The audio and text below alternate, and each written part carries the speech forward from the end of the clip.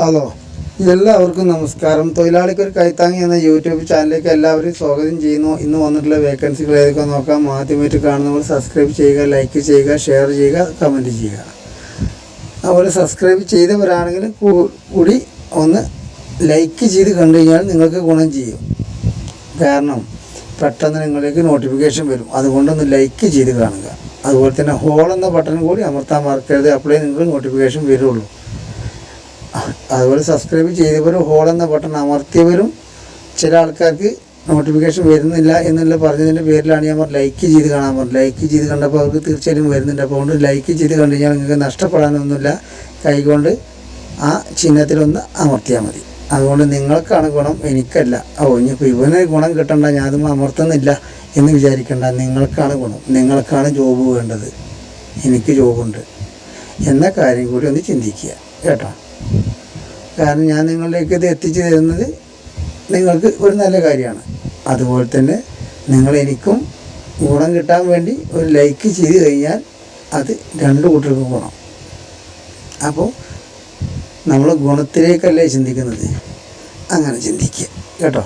അപ്പോൾ എല്ലാവർക്കും ജോബ് കിട്ടില്ല, കുറച്ച് പേർക്ക് മാത്രമേ കിട്ടുള്ളൂ. ആദ്യം വിളിക്കുന്നവർക്ക് മാത്രം, ആദ്യം സബ്സ്ക്രൈബ് ചെയ്യുന്നവർക്ക്, ലൈക്ക് ചെയ്തവർക്ക് മാത്രമേ ആദ്യം നോട്ടിഫിക്കേഷൻ വരുള്ളൂ. അവർക്ക് മാത്രമേ വിളിക്കാൻ സാധിക്കുള്ളൂ. അപ്പോൾ ആദ്യം മുതൽ അവസാനം വരെ കണ്ട് നിങ്ങൾക്ക് വേണ്ട നമ്പർ നോട്ട് ചെയ്ത് വിളിച്ച് പെട്ടെന്ന് ജോബ് കയറാൻ സാധിക്കുക. കയറുമ്പോൾ പ്രത്യേകം ശ്രദ്ധിക്കുക.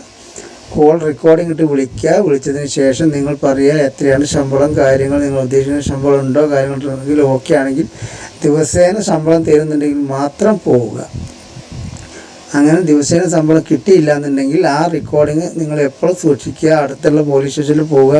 ഞാൻ ഇത്ര ദിവസം ഇന്ന കാലത്ത് ജോലി ചെയ്തു, ഇന്നവർക്ക് അവർ പറഞ്ഞിട്ടാണ് ഞാൻ വന്നത്, അവർ പറഞ്ഞ റെക്കോർഡിങ് ഇതാക്കുന്നത് അത് അവർക്ക് കേൾപ്പിച്ചു കൊടുക്കുക. അവർ കേൾപ്പിച്ച് കഴിഞ്ഞതിന് ശേഷം അവർ പറയും, അവരെ വിളിക്കും. വിളിച്ച് കഴിഞ്ഞ ശേഷം നിങ്ങൾക്ക് തരാനുള്ള പൈസ അവർക്ക് വാങ്ങിത്തരാനുള്ള സംവിധാനം ഉണ്ടാക്കും. അതുകൊണ്ട് അങ്ങനെ ചെയ്യുക കേട്ടോ. പല സ്ഥലങ്ങളിലും പറ്റിക്കപ്പെടുന്നുണ്ട് പല ആൾക്കാരും. അതുകൊണ്ടാണ് അങ്ങനെ പറയുന്നത്. എപ്പോഴും കോൾ റെക്കോർഡിങ് ഇട്ട് വിളിക്കുക. വിളിച്ചതിന് ശേഷം ശമ്പളം കാര്യമൊക്കെ ചോദിക്കുക. എല്ലാം ഓക്കെയാണ്, ഞാൻ കയറിക്കോളൂ, വന്നോളൂ. ചില ആൾക്കാരുണ്ട് വരാൻ പറയും, വന്നോളൂ, കയറിക്കോളൂ, വന്നാലും ശരി ഓക്കെ അല്ലേ ചോദിച്ചു. അതും റെക്കോർഡിങ് വരാം.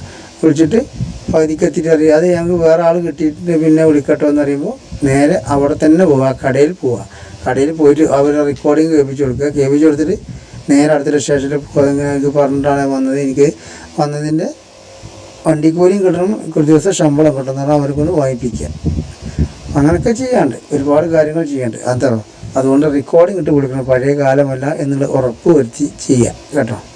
ഓക്കെ, അപ്പോൾ തുടർന്ന് കണ്ടോളൂ. ഞാൻ കൂടുതൽ മോട്ടിവേഷൻ തരുന്നില്ല, കാരണം എല്ലാവർക്കും ഇഷ്ടപ്പെടാത്തൊരു കാര്യമായതുകൊണ്ടേ ഞാനതുകൊണ്ട് അതൊന്നും പറയുന്നില്ല കേട്ടോ. ഓക്കെ, പിന്നെ ഒരു കാര്യം കൂടി, തൊഴിലാളിക്കൊരു